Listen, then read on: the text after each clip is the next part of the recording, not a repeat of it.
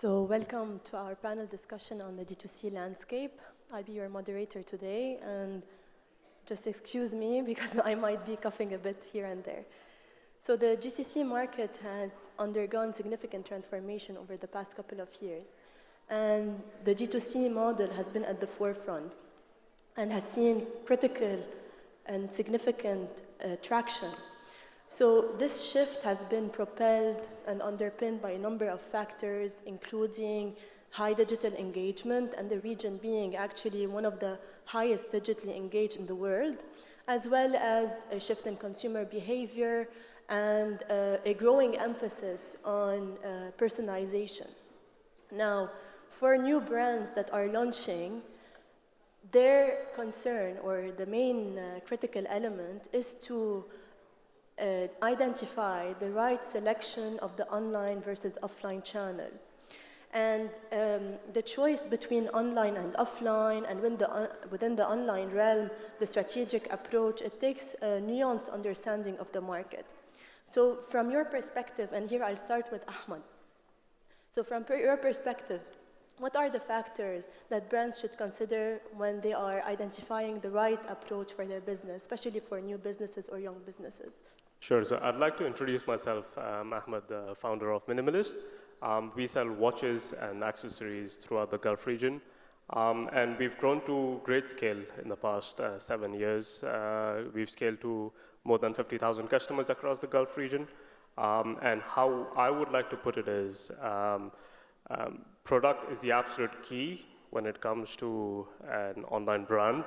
And once you've got the fundamentals, which is your product and service, I would say you scale it up as much and as fast as possible. So how we look at it is we look at a few of the constraints in the business, which is your business goals as well as your efficiency. What I mean by business is having your right inventory levels. And to scale up as fast as possible, you've got to make sure that you've got your customer acquisition cost in check. And how we scale that up is we look at profit per order. And that's quite critical. And the way we do it is we scale up as fast as possible to acquire customers, making sure the efficiency of each customer is there. And it's all about repeat customers henceforth, which is pure profit. And once you've got the product right, it's the 80-20 principle, and we scale up as fast as possible. Making sure you've got your creative in check. Creatives is the key to success in online market. And that's how we've done it through our online channels as well as offline channels through our retail store. That's very interesting. And Hassan, from your perspective, so what are the key factors that brands should consider, again, within the subject, in going online versus offline or an omni-channel approach?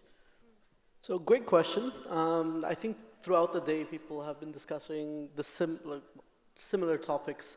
Data is one of the greatest drivers, I would say, when it comes to looking at both online and offline. Understanding the data and using that data in your advantage to establish a good online presence versus an offline presence as well. Loyalty plays a huge factor. I mean, combining the loyalty from online to offline is something that's tough, it's tricky. People in store want a different type of loyalty program, while online they expect more percentages, discounts, free deliveries, etc.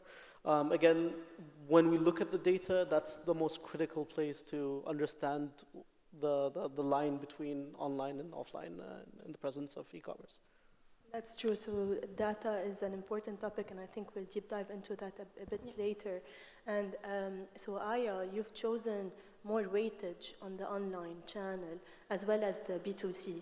And going online, it takes also a strategic approach. You can go on marketplaces, you can go on D2C, or you can be on social commerce.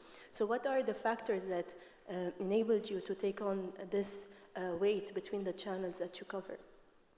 So as a startup, obviously you don't have enough resources in the beginning to go mass, right? So you need to pick the platforms where your main customer is shopping at. And in my case, my main customer is moms or parents who are health conscious and want to buy healthy snacks for their kids and for the family. And we decided to take a D2C approach through our website as the main selling point.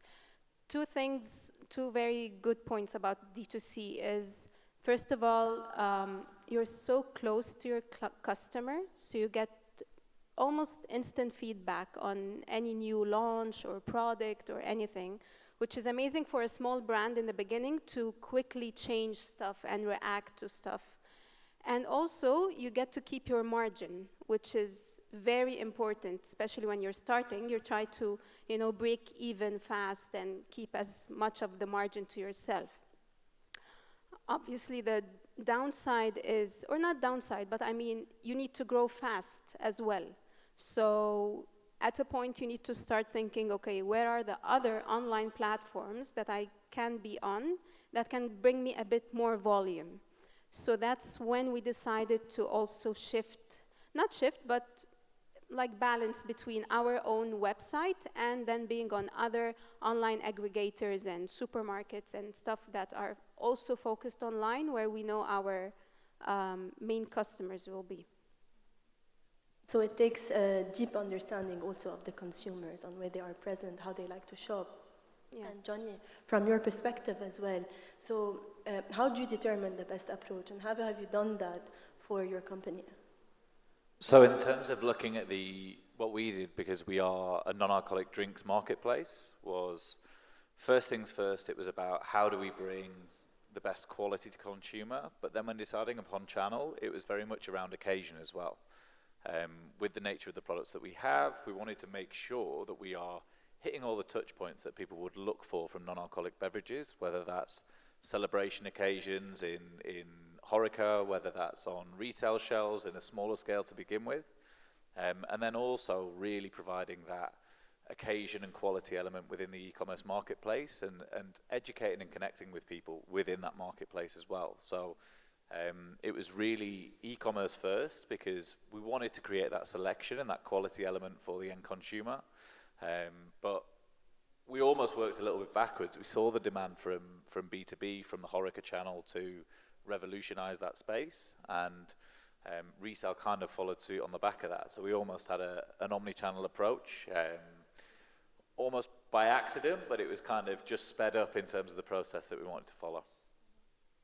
So that's interesting, and we were discussing right before on the challenges that the businesses in general are facing with the supply chain disruptions, with the changing consumer habits. So in your perspective, what are the key challenges that D2C businesses are facing, or specifically with you? I think particularly now the supply chain challenge is affecting everyone, and it's how you adapt and overcome and change some internal process to accommodate that. I think from the initial start perspective, when you're starting out, and to give an example, we had around 15 or 16 SKUs. You have no read on rate of sale, right? So, we spent a lot of money on air freight and simply accommodating to consumer demand when we first began, because we have product with expiry date. We do not know how the customer will respond to each individual SKU. So it's about being really adaptive and kind of swallowing your pride and understanding that there will be increased logistics costs to begin with, but then after that it's introducing the right processes, it's understanding the consumer SKUs that are performing better than one another, analyzing those data points. As you said, data is very, very important, and ensuring that that's always got continuous flow. And Hassan, so since you cover the wider GCC area and Egypt and some wider Middle East, so how has the supply chain in general affected you? And moving on later as well on the consumer side, how do you keep on evolving your business to stay relevant to consumers? So the supply chain, as mentioned, it's always a challenge. It's never, yes, you do have some nice smooth roads that you have to go through, but Right now, especially with the Red Sea and what's happening there, we have huge delays. We have congestion in Jebel Ali. It affects overall. I mean, I have containers that are waiting for 10 days, 30 days. We're waiting for it to be offloaded off a ship. So the rule in business is always find alternatives and find solutions. There's never a time that you just stop. As mentioned, we have to suck it up sometimes and find ways around it instead of just sitting there and saying no. Like Egypt was one example. The currency right now in Egypt is not as good as it's supposed to be. And us selling collectibles, novelties, high premium statues, it was a challenge for us in the beginning. We were all in doubt whether it's going to sell or not, but then looking at the population of Egypt, we did send it, we launched our first retail store in Egypt a year ago, and it's been a great success. And from there, we've been moving forward on the Egyptian market. Right now with the Red Sea issue, instead of sea shipments, we do road shipments across. We were talking about shipments coming from Asia. We receive it in Jebel Ali and send it up to Saudi, and then from Europe, we receive it in Saudi and send it by road to Dubai. So it's always, I mean, there's always alternatives, there's always solutions, and it's critical that we address it and find ways around it, I would say. Moving towards the second question that you asked, where we're heading with the supply chain, I mean, where we're heading with growth in the industry is always about finding that niche, being different, being more advanced against your competitors, ensuring that you can introduce new metrics, new processes, and finding that sweet spot that can make you successful, of course. You mentioned also before how scaling a business is important, and generally scaling a D2C business, it's challenging in the sense of you need to identify new customers, capture new customers, but also retain them. So scaling a D2C business, it requires a strategy that hinges on customer engagement, marketing, and operational efficiencies. In your views, what are the key foundational elements that brands should consider for scaling a D2C business? So I would say it's two main points. One, going back to data, which I already explained briefly. And second, do it step by step. I always say there's no rush in getting into it. Do it step by step, do it properly, learn from your mistakes, and that's how you advance. For me, I started off 15 years ago in retail. It was one store. From one store, we've expanded. Now we have 5 stores. Again, people are telling me, why don't you expand to another 10, another 20? I always say, you learn from the 5. 5 is already a challenge. Expanding out of the UAE is already a challenge of its own. And then you just step by step do it. We introduced distributions a few years ago in 2019. Distribution has been great. We've separated the teams of retail and distribution, and we've seen the challenges that it also hosts. I mean, as a distributor, you have to cater your retailers that you're supplying, and then as a retailer, you want to favoritize your own retail as well. So there's always a challenge as well between retail and distribution, which is a whole different subject, I would say, as well. And Namrata, you seem to have also some additions to the subject in terms of the elements that brands should consider when they are scaling. So I think when you're launching a brand, I run a company which is in sustainable products. We work with companies and individuals on their sustainability journey. I think understanding your target audience is really important. And I think as a startup, I think to your point, when you're starting up, you initially just need to test which platforms work for you, whether it's D2C, whether it's a marketplace, whether it's offline, because as a startup, you are not cash rich, right? You have to make sure you are getting a good ROI on your investments, your marketing spend, your cost of acquisition is as less as possible. So I think first is about understanding your sweet spot, which elements work well for you. So I'll give you the example of ShiftEco. We started with a e-commerce first option with a platform. We very quickly realized that our cost of acquisition for new customers was extremely high. Because we're working in UAE is a small population, our target audience is quite niche. And then you say, okay, how can I reach more customers? So you start having an omni-channel presence, you start looking at collaborations. For example, we partnered with Etihad, we are now on their Green Rewards partner. We started doing, pop-ups at different companies, we tried Ripe Market.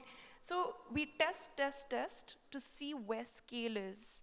And then you refine your approach and you start investing more in the approach that's giving you more returns. So for us, our strategic partnerships were great because cost of marketing was zero, and it really helped us, get more eyeballs to our brand, to get more customers. So I think it's about finding that sweet spot and investing in it. Now, it's interesting. You've tested different marketing techniques. What has proven to be most effective for you? So I think for us, one part is, of course, our consumer business. So the second vertical that Shiftyco is really focused on is working with companies. So we help companies in their sustainability journey. We offer them sustainable office products. This whole B2B piece has really helped us get scale. We're now looking at expanding. We started acquiring customers in Saudi, and I think that's really worked well for us as a business. That's very interesting. And even Aya and Koala Pics, I see a lot of storytelling on Instagram and in the marketing. So can you tell us more about also the marketing approaches that you take on? Yeah, so testing obviously with social media, algorithms change like almost every day. And by time we realized that people love to know the story behind the brand, and people love to go behind the scenes and see what's happening. And we've been trying to do this as much as we can, just telling the story of the brand, how it started. We are just two parents who felt there's a need for healthy snacks because we couldn't find for our own kids. And we took this story onto social media, and then more parents started to relate to the story. And that's how you hook the brand. And even when I do events and markets, weekend markets almost every weekend, that's how I start introducing the brand. I'm a mom who didn't find healthy snacks for her kids, so decided to take matters into her own hand. And people love it. People love the idea of a personal story of how it started rather than a big commercial thing, They relate to it. So definitely storytelling is a very big thing. Behind the scenes, we take them behind the scenes in our kitchen. You see we're extracting colors from vegetables, or people love to know how the products are made. So definitely storytelling. And the last thing is content creation in terms of real content. So we've been seeing how the content has been developing throughout the years, and people now are more into raw content. Like selfie kind of, here I'm showing you today what I'm doing, rather than something fancy and a big production for like an ad. So definitely when brands know how to do it, it becomes so much more efficient in terms of marketing. So generally around also personalization, whether in the raw or in terms of storytelling and all of that. And personalization is also key into retaining customers. And so, Ahmad, I have also a question in regards to customer retainment. And now, more brands are pivoting online. The competition is increasing, it's intensifying.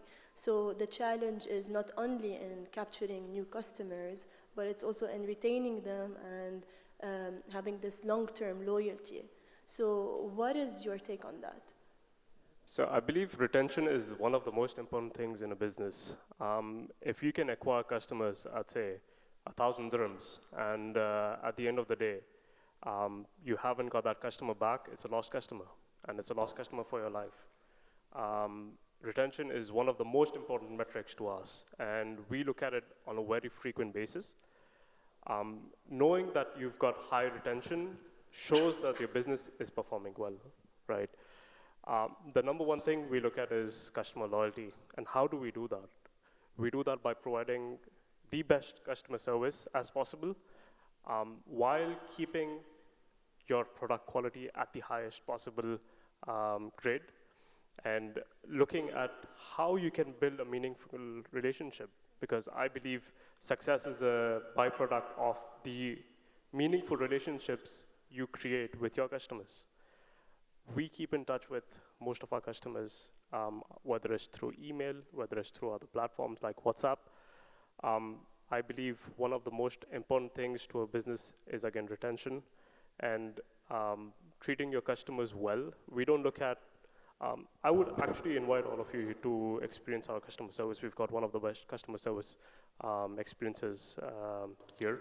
And the way we do that is we don't just say, look, 30 days, it's over, your exchange policy is out. We go above and beyond. So somebody who walks into the store after 5 years, they've used a watch, and they say, look, it's not working. So we take the watch, we repair it, we change what is required, we do the maintenance. We say, please give us your address, and we do that whole thing for free. And that's what creates community. You can copy products from other brands, you can never replace the community. Quite interesting. So within scaling a business, we've covered customer retention strategies, marketing and storytelling, and generally the foundational elements for scaling. Now, I want to look also at the operational side, and maybe that's a question for you also, Namrata. As your D2C business scales, how do you decide on the functions that you should bring in-house versus outsourced? So I think when you're trying, as small businesses, we are working on tight budgets, right? So I think the way we've done it is you have to see as a business what are the core competencies you need, and those you try to keep in-house.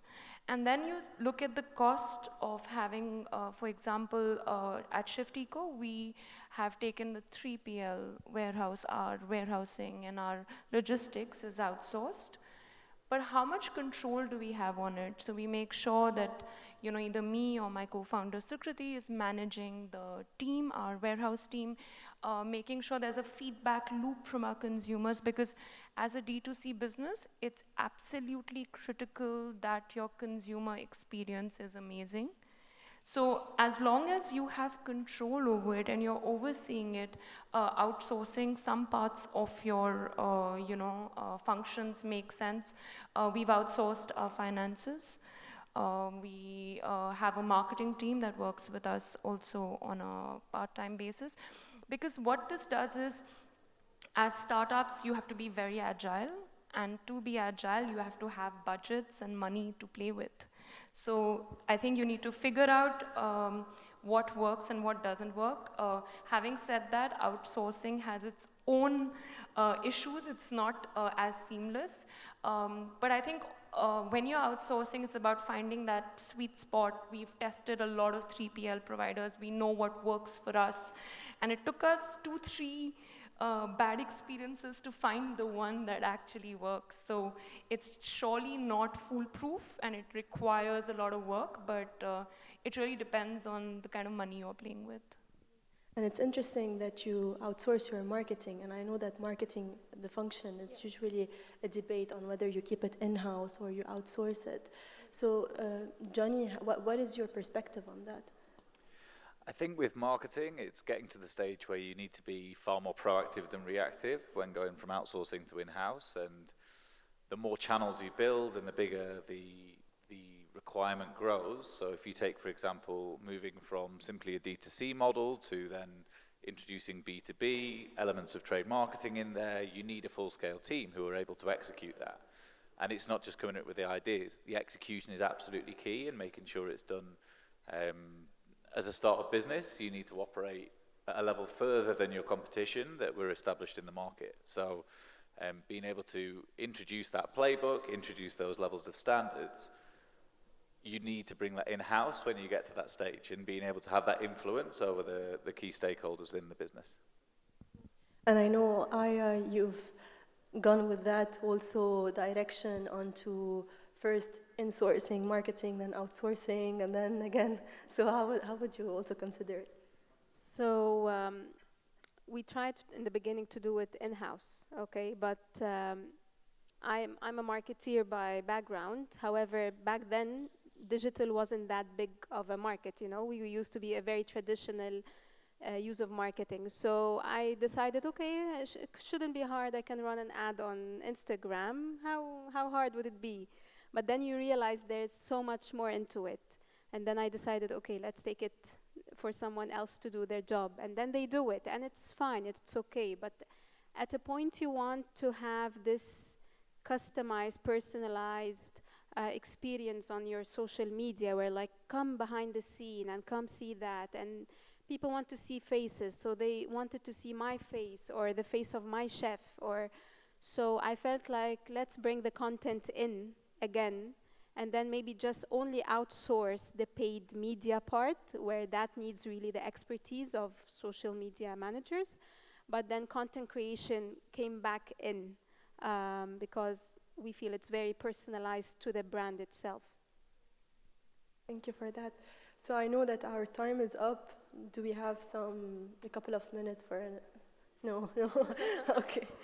Thank you so much then for your insightful discussion. This has been very important in terms of considerations and strategies that you've implemented. And thank you for listening.